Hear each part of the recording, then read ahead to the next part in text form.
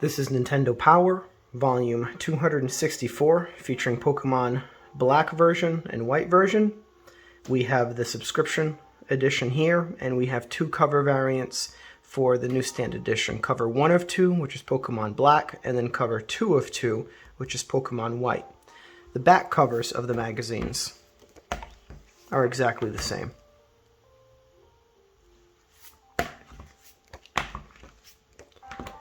As far as attached inserts, the subscription edition does not have any attached inserts. You might still find some of these subscription vouchers, cards, though a loose leaf still inside, but it doesn't have any type of attached insert that you're looking for. The newsstand editions, both variants did have an attached insert.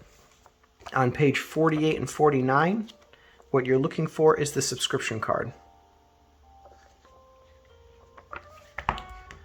And the second variant has the same thing, pages 48 and 49, the subscription card. And that is a complete copy of Nintendo Power Volume 264. Now, I also wanted to touch on one thing. I personally have tried to collect a US run, a United States run of Nintendo Power, because that's where I live and that's what I grew up with. But there are also Canadian variants of Nintendo Power. I had mentioned that in the introduction video, you would see a postage stamp with a Canadian postage stamp if it was Canadian, and you would see a US postage stamp if it was from the United States. But that only worked up until issue 134. From that point on, the Canadian stamp was no longer printed on the covers. So unless you had the actual address label still on the cover, you wouldn't know if you had a US version of the magazine or if you had a Canadian version of the magazine. And the Canadian version was exactly the same as the US newsstand edition. So it was very difficult to figure out. There were ways. I'll show you one way. With this particular magazine, this is a Canadian variant. It is exactly the same as the US variant, except for one thing, and that's the insert. It still has an insert on page 48 and 49, but you can see the difference.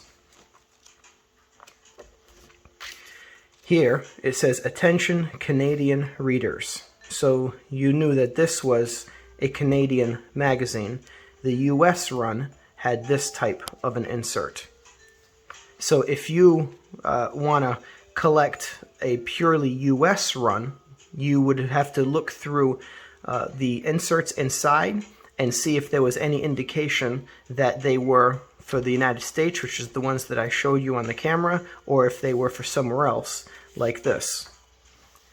But other than that, this is exactly the same for as far as content, as far as anything, even the inserts. The only inserts, they were just printed differently with different information on them. But that is how you would differentiate between a Canadian variant and a US variant. That is one of the indicators that you would look for. So I just wanted to show that to you so that you would be able to take a look, because a lot of times you will buy these magazines off of sellers online, and it's been so long. This is from 2011, so this is 11 years ago. It may have crossed borders quite a few times in that time. So you might be buying it from a US seller and it still may be a Canadian variant, or you might be buying from a Canadian seller and it's a US variant because it's exchanged hands so many times. So hopefully that'll help you if that is something specific that you're looking for. Other than that, we'll see you in the next video.